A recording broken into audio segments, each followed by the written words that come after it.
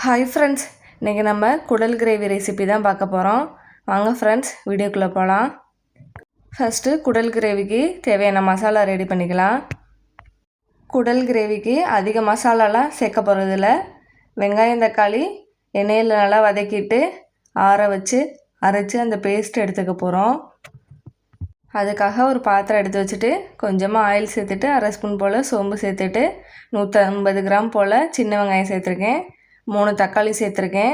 இதை நல்லா வதக்கிட்டு ஆற வச்சு அரைச்சி எடுத்துகிட்டு வந்துக்கலாம்.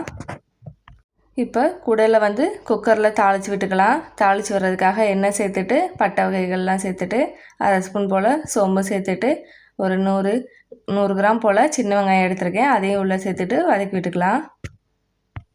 வெங்காயம் நல்லா வதங்கி வர்றப்ப இஞ்சி பூண்டு பேஸ்ட்டும் இந்த எண்ணெயிலே சேர்த்து வதக்கிக்கலாம்.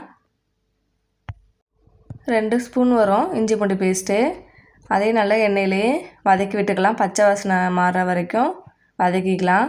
இப்போ ஒரு தக்காளி கட் பண்ணி எடுத்து வச்சுருக்கேன். அதையும் உள்ளே சேர்த்துட்டு தக்காளியையும் வதக்கி விட்டுக்கலாம். கடையிலேயும் குடலை நல்லா சுத்தம் பண்ணிவிட்டு கட் பண்ணி வாங்கிட்டு வந்தாச்சு. அதை வீட்டிலேயும் 4-5 முறை கழுவி எடுத்தாச்சு. குடல் நுரையீரல் ரெண்டுமே சேர்த்து தான் இன்றைக்கி நம்ம கிரேவி பண்ண போகிறோம். நல்லா கழுவிட்டு உள்ளே சேர்த்த குடலையும் நுரையீரலையும் இந்த மசாலாவிலேயே ஒரு 5 நிமிஷம் பரட்டி விட்டுட்டு வேக வச்சுக்கலாம்.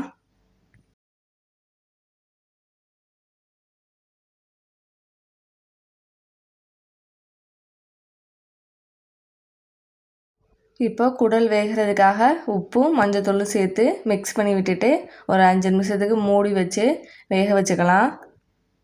குடல்ல இருந்து வெந்து வர்றப்ப தண்ணி வரும் லைட்டாக. அந்த டைமில் நம்ம கொஞ்சம் எக்ஸ்ட்ரா தண்ணி சேர்த்து ஒரு 5-6 விசில் வச்சு எடுத்துக்கலாம்.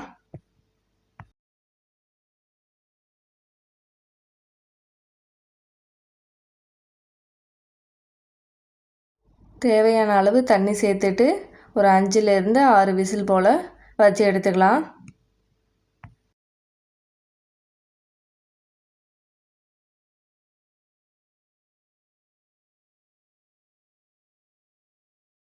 வெங்காயம் தக்காளி கொஞ்சம் கூட சூடு இல்லாமல் ஆறிடுச்சு.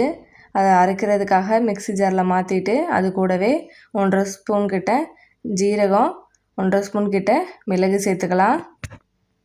இது வெங்காயம் தக்காளி வதக்கிறப்பவே சேர்த்துருக்கணும், மறந்துட்டேன். அதை இப்போ அரைக்கிறப்ப சேர்க்குறேன். இதை நல்லா பேஸ்ட்டாக அரைச்சி எடுத்துகிட்டு வச்சுக்கலாம். இப்போ ப்ரெஷர்லாம் ரிலீஸ் ஆனதுக்கப்புறம் குக்கர் மூடியை ஓப்பன் பண்ணி பார்க்கலாம். இப்போ பாருங்கள், குடல் சூப்பராக வெந்துருச்சு. இந்த குடலை வேற ஒரு பாத்திரத்துக்கு மாற்றிட்டு அதில் மசாலா சேர்த்துக்கலாம். இப்போ வேற ஒரு பாத்திரத்துக்கு மாற்றிக்கிறேன் நான். இப்போ இதுக்கு தேவையான பொடிகள் ஐட்டம் சேர்த்துக்குவோம்.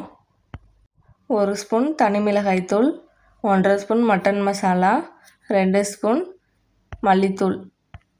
மஞ்சத்தூள் நம்ம குடல் வேக வைக்கிறப்பே சேர்த்துருந்தோம், அதனால் அதுவே போதும். இப்போல்லாம் எதுவும் மஞ்சத்தூள்லாம் சேர்க்கலை.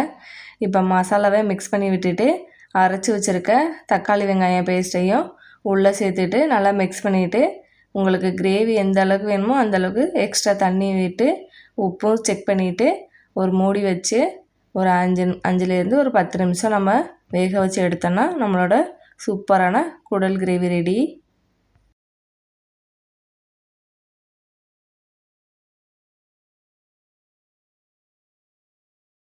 குடல் கிரேவி பண்ணுறதுனால மதியம் லஞ்சுக்கு சூடாக சாதம் வச்சுட்டேன். சாதத்து கூட குடல் கிரேவி சேர்த்து சாப்பிடும்போது ரொம்பவே டேஸ்ட்டாக இருக்கும். குடல் கிரேவி பாருங்கள், சூப்பராக இருக்குது. இந்த குடல் கிரேவியை சாதம் மட்டும் இல்லை, இட்லி தோசை எது கூட வேணாலும் சேர்த்து சாப்பிட்லாம், சூப்பராக இருக்கும். நாங்கள் மதியம் லஞ்சுக்கு சாதம் வச்சுட்டு நைட்டுக்கு தோசை தாங்க ஊற்றி சாப்பிட்லான் இருக்கோம். அதுக்காக தான் கொஞ்சம் எக்ஸ்ட்ரா மசாலா சேர்த்து ரெடி பண்ணி வச்சுருக்கேன்.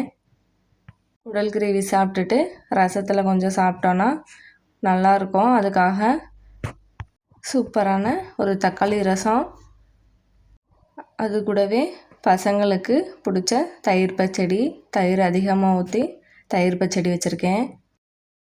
மதியம் லஞ்ச் எல்லாமே ரெடி பண்ணிட்டேன். பசங்களோட சேர்ந்து வாழை இலையில் சாப்பிட்டோம். பசங்களுக்கு குட்டி இலை வச்சுட்டு சாப்பாடெலாம் பரிமாறிட்டு நானும் சேர்ந்து சாப்பிட்டேன். ஃபேமிலியாக குழந்தைங்களோட சேர்ந்து சாப்பிடும்போது சூப்பராக இருந்தது. அதுவும் இந்த வாழை இலையில் சாப்பிட்றதே ஒரு தனி டேஸ்ட்டு தான். இனிமேல் வாரத்தில் ஒரு நாள் நான் வெஜ்ஜாக இருந்தாலும் சரி, நான்வெஜ்ஜாக இருந்தாலும் சரி, வாரத்தில் ஒரு நாள் வாழை இலையில் தான் சாப்பிட்ணுன்னு நாங்கள் குழந்தைங்களோட பேசிக்கிட்டே சாப்பிட்டோம். அதுவே எங்கள் குட்டீஸுக்கெலாம் வாழை இலையில் சாப்பிட்றதுக்கு ரொம்பவே பிடிக்கும். ரொம்ப நாளைக்கு அப்புறம் எல்லாருமே சேர்ந்து ஒன்றா உட்காந்து சாப்பிட்றோம். பசங்க ஸ்கூல் போகிறனால அவனுங்க ஒரு டைமில் சாப்பிட்டுட்டு கிளம்புவானுங்க, நாங்கள் அப்புறம் ஒரு டைமில் சாப்பிடுவோம். இது மாதிரி சேர்ந்து உட்காந்து சாப்பிடவே முடியாது. இன்றைக்கி டே சூப்பராக இருந்தது. இன்றைக்கி எல்லாருமே சேர்ந்து சாப்பிட்டோம். குடல் கிரேவியும் சும்மா சொல்லக்கூடாதுங்க, நான் வச்சதுக்காக சொல்லலை, உண்மையாலுமே சூப்பராக இருந்தது. எங்கள் சித்திக்கிட்ட தான் கேட்டு எப்படி வைக்கணும்னு கேட்டு வச்சேன். அவங்க சொன்னது மாதிரியே வச்சேன். டேஸ்ட்டு சூப்பராக இருந்தது. எங்கள் வீட்டுக்காரு பசங்க எல்லாருமே விரும்பி சாப்பிட்டாங்க. இந்த வாரம் சண்டே வாழை இலையில் சாதம் குடல் கிரேவியோட சூப்பராக முடிஞ்சதுங்க. இந்த விலாகும் இதோட முடியுது. நம்ம வீடியோ பிடிச்சிருந்தால் நம்ம வீடியோக்கு ஒரு லைக் கொடுத்துருங்க. இது வரைக்கும் நம்ம சேனலை சப்ஸ்கிரைப் பண்ணாமல் இருந்தால் மறக்காமல் சப்ஸ்கிரைப் பண்ணிடுங்க. நாளைக்கு வேறு ஒரு வீடியோவில் பார்க்கலாம். Bye friends.